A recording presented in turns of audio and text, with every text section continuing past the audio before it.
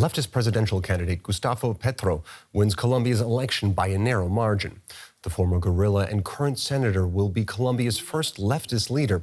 He's edged out his former opponent, former mayor and millionaire Rodolfo Hernandez.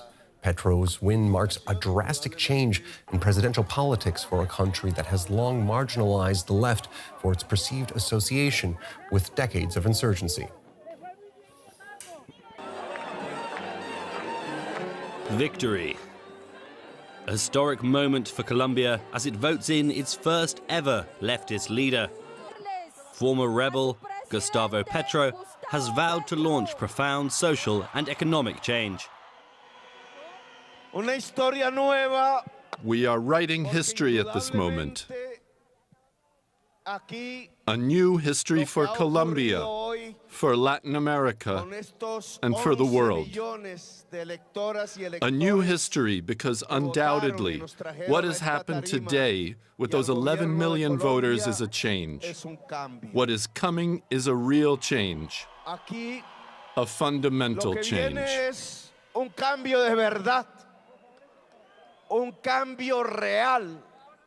Petro defeated another maverick candidate, former mayor and millionaire Rodolfo Hernandez. Hernandez had garnered a lot of support for his candidacy on TikTok,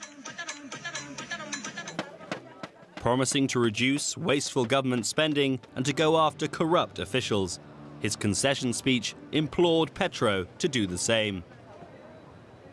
I hope that Gustavo Petro will know how to lead the country, that he will be loyal to his words against corruption, and that he will not disappoint those who trusted him.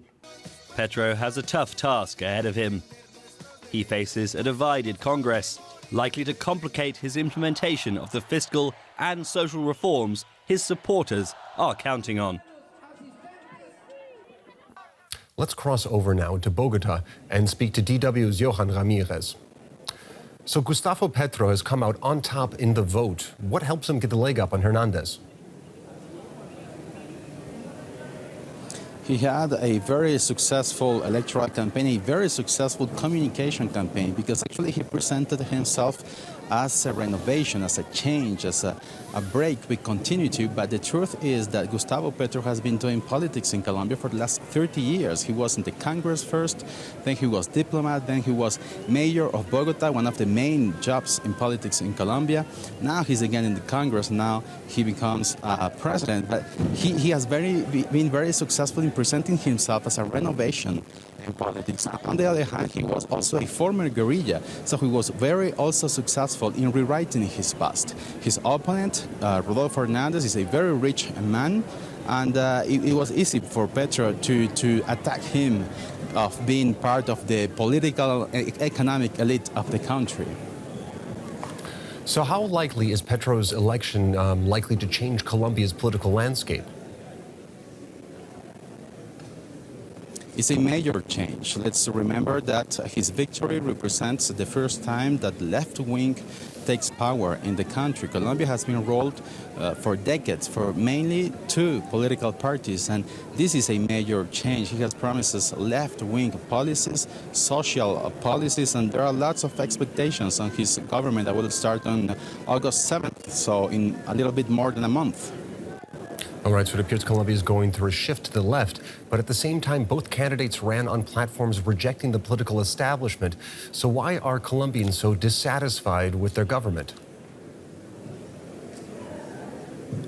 Because, as I said, Colombia was ruled for mainly two political parties for decades, and during decades they weren't able to tackle the main problems of the country. Colombia went into a civil war for more than 50 years. Colombia had been fighting against drug trafficking. I mean, the golden age of drug trafficking, and the governments in this country weren't able to tackle this problem, insecurity. And just to give you one recent example, last year, amid the huge crisis provoked by the pandemic, amid the huge economic crisis, the government of now outgoing President Iván Duque proposed a tax reform to increase taxes for the middle class. It provoked a huge political crisis, and thousands of people took to the streets to protest, and that moment was a turning point for Gustavo Petro to come out as a possibility, and also Rodolfo Hernandez as an outsider. Let's remember that in this presidential race, all traditional political parties were out of the race, and that's why, because people were dissatisfied with the elite, the political elite of the country. All right, that was DW's Johan Ramirez bringing us the latest from Bogota. Thank you very much.